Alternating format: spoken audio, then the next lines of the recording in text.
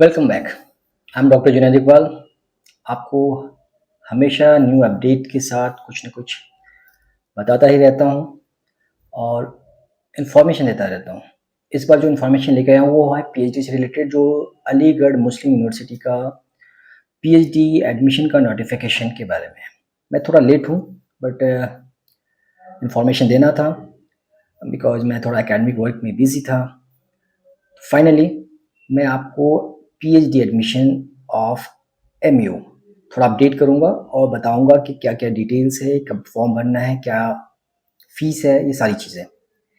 ठीक है, बट उससे पहले आप इस चैनल को सब्सक्राइब करिए, लाइक करिए and press the bell icon for the regular updates. मैं आपके लिए बहुत मेहनत करता हूँ, बहुत सारी इन्फॉर्मेशन कलेक्ट करता हूँ और समटाइम्स आपके कुछ क्वेरीज जो है वो आउट ऑफ द वे जाकर आप सॉल्व करने की कोशिश करता हूँ।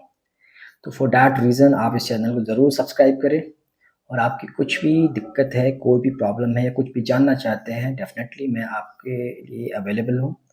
नंबर्स अवेलेबल कराए गए हैं आपके स्क्रीन पे और डिस्क्रिप्शन बॉक्स में भी दिया गया है। तो आइए समझते हैं कि अलीगढ़ मुस्लिम यूनिवर्सिटी का पीएचडी एडमिशन का जो फॉर्म आया उसकी डिटेल्स क्या क्या है, क्या क्या इन्फॉर्मेशन प्रोवाइड की गई है। तो फर्स्ट ऑफ ऑल जो चीज़ें हैं वो है एक्चुअली 6 ऑफ नवंबर को नोटिफिकेशन आया था और फॉर्म्स की जो ओपनिंग डेट थी वो है 11th ऑफ नवंबर, यानी 11th ऑफ नवंबर से लेकर 1st ऑफ दिसंबर तक ये फॉर्म अवेलेबल है without any late fee, right. With late fee of 300 rupees you can fill this form up to 8th of December 2024। जो इंडियन नेशनल की fees है वो 950 रुपीज़ है और जो फॉरेन नेशनल की फ़ीस है वो 8300 है। ठीक है, और जो करेक्शन करने का अगर डेट देखें तो वो 9th एप्लीकेशन फॉर्म में समटाइम्स मिस्टेक होता है, समटाइम्स कुछ ऐसी चीज़ें हैं जो आपने गलत फिल कर दिया, उसको करेक्ट करने के लिए आपको एक डेट दी गई है जो 9th ऑफ दिसंबर से लेकर 12th ऑफ दिसंबर तक है। ठीक है, इसके अलावा थोड़ा और डिटेल यहाँ पे हम समझते हैं कि क्या क्या एलिजिबिलिटी क्राइटेरिया है। देखो, एलिजिबिलिटी क्राइटेरिया में इन्होंने 3 कैटेगरी बनाई गए हैं। फर्स्ट कैटेगरी है कि 1 year oblique 2 semesters master degree programme after 4 years और 8 सेमेस्टर्स बैचलर्स डिग्री प्रोग्राम और 2 ईयर और 4 semesters master degree programme after 3 years bachelor's degree programme. यानी किसी ने बैचलर्स डिग्री में 3 इयर्स का कोर्स किया है तो उनके लिए 2 इयर्स का मास्टर प्रोग्राम है या 4 सेमेस्टर, और किसी ने अगर 4 इयर्स का बैचलर डिग्री किया है तो उनके लिए 1 ईयर का मास्टर प्रोग्राम या फिर 2 सेमेस्टर।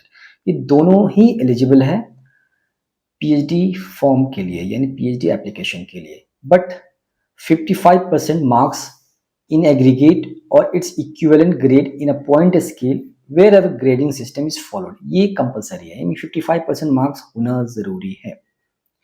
जो सेकंड कैटेगरी है एलिजिबिलिटी की वो है एमफिल प्रोग्राम वाले के लिए, यानी MPhil programme with at least 55% marks in aggregate और it's equivalent grade in a point scale wherever grading system is followed, यानी एमफिल है और 55% मार्क्स है, then you are eligible.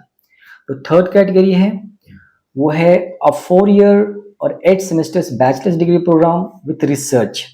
Actually new education policy में एक 3 years की का programme बनाया गया है पीजी यूजी लेवल पे और एक है 4 इयर्स का विथ रिसर्च।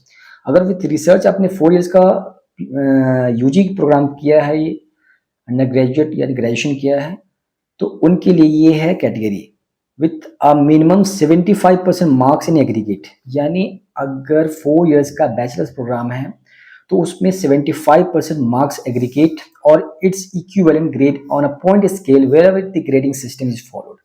ठीक है, तो 3 कैटेगरी है। एक है नॉर्मल आपकी पोस्ट ग्रेजुएशन वाली, जिसमें भी 2 कैटेगरी बना दी गई है कि अगर आपने 3 इयर्स का बैचलर किया है तो 2 इयर्स के आपके पीजी डिग्री होनी चाहिए, पोस्ट ग्रेजुएशन डिग्री होनी चाहिए। दूसरा है कि अगर आपने 4 इयर्स का बैचलर्स प्रोग्राम किया है तो 1 ईयर या 2 सेमेस्टर वाली डिग्री होनी चाहिए पोस्ट ग्रेजुएशन लेवल पे, बट इस कंडीशन में भी आपके 55% मार्क्स चाहिए, राइट। दूसरा एमफिल का है, एमफिल में 55% मार्क्स होने चाहिए, और थर्ड है 4 ईयर्स या 8 सेमेस्टर वाले बैचलर्स प्रोग्राम जो रिसर्च के साथ विद रिसर्च किया हो, उनके लिए 75% मार्क्स मिनिमम है इन एग्रीगेट। तो ये 3 कैटेगरी के लोग एप्लीकेंट अप्लाई कर सकते हैं फॉर पीएचडी। एक और कैटेगरी है, provided that the candidate working in extremely funded research project in the university who is otherwise eligible will be eligible to apply for admission to PhD program while continuing to work in a project subject to justification by principal investigator of the project that the subject of project and the proposed PhD topic of the candidate are in consonance।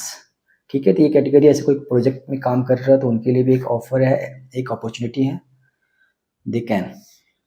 Another one is an assistant professor who is contractual and a guest teacher of this university, means Aligarh Muslim University, will be eligible to apply for admission to part-time PhD program, right? Part-time.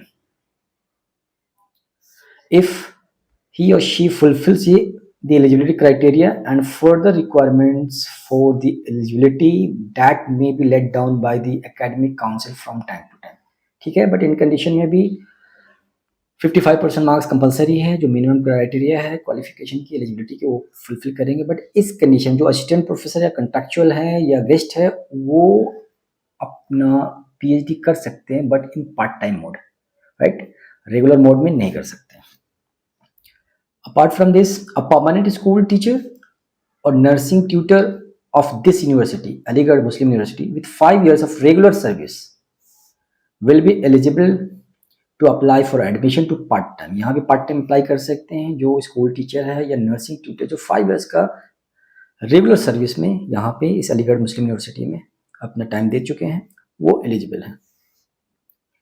Apart from that, a permanent non teaching employee, right, of this university with 5 years of regular service will be eligible to apply for admission to part-time PhD program। But इनके लिए भी condition 55 का ही है, 5 years का regular service है, non teaching भी part time PhD programme कर सकते हैं। A relaxation of 5% marks or an equivalent relaxation of grade in the qualifying examination may be allowed for differently abled candidates। ठीक है, तो सिर्फ और सिर्फ 5% फिजिकली हैंडीकैप या डिसेबल्ड पर्सन के लिए किया गया है। जो क्राइटेरिया है आपका सिलेक्शन का या एडमिशन का, वो इस तरह है कि selection of candidates in PhD programme will be made through an admission test comprising a written test plus presentation cum interview.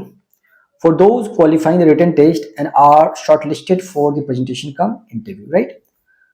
तो दो तरह से हैं कि एक रिटन टेस्ट क्वालिफाई करना पड़ेगा, साथ में आपको एक interview date is the presentation cum interview है, वो दोनों कंबाइनली आफ्टर दैट आपका सिलेक्शन होगा।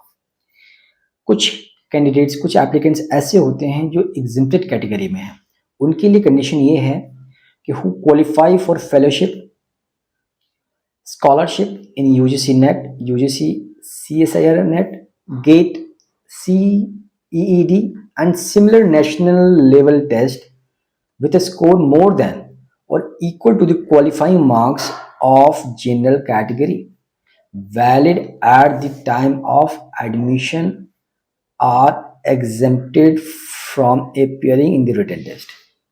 ठीक है, तो जो जिनका JRF है या कोई फेलोशिप के साथ है, वो एंट्रेंस एग्जामिनेशन से एग्जेम्प्टेड है। Foreign nationals are exempted from appearing in the written test. However, they must appear in the presentation cum interview in person or through video conferencing person to become eligible for selection। जो foreign nationals है उनके लिए entrance test compulsory नहीं है, उनको entrance written test देना नहीं है, उनके सिर्फ और सिर्फ प्रेजेंटेशन कम इंटरव्यू यानी सेकंड स्टेज पे जाना है। ये कुछ टर्म्स एंड कंडीशंस है जो आपको फुलफिल करने हैं और फॉर्म फिल करें। कोई प्रॉब्लम आ रही है ड्यूरिंग फॉर्म फिलअप तो आप मुझे कांटेक्ट कर सकते हैं। कुछ ऐसा है, कुछ डाउट हो कि ये नेक्स्ट स्टेज में क्या होगा या इस जगह पे क्या हम फिल करें, तो उसके लिए मैं अवेलेबल हूँ। आप मुझे कांटेक्ट कर सकते हैं व्हाट्सएप के थ्रू, कॉल के थ्रू, जैसे भी आप चाहें, कंफर्टेबल हो आप मुझे कांटेक्ट कर सकते हैं। या दूसरा है कि आप कमेंट बॉक्स में जाकर कमेंट करके भी क्वेश्चन पूछ सकते हैं। डेफ़िनेटली हर एक कमेंट का मैं आंसर देता हूँ, रिप्लाई करता हूँ।